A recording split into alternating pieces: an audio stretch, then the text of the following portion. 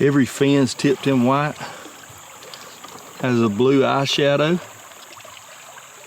She's blue. So even her dorsal fin has got white on it. Beautiful little red eye.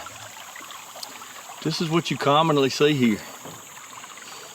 It's about this size. That is a good size. But on this particular float, we've been catching some 16, 17s. This fish probably 10 inches.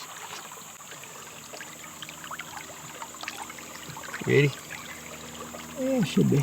There she goes. Yep. That's not what we're looking for, but we'll take it for right now, dude.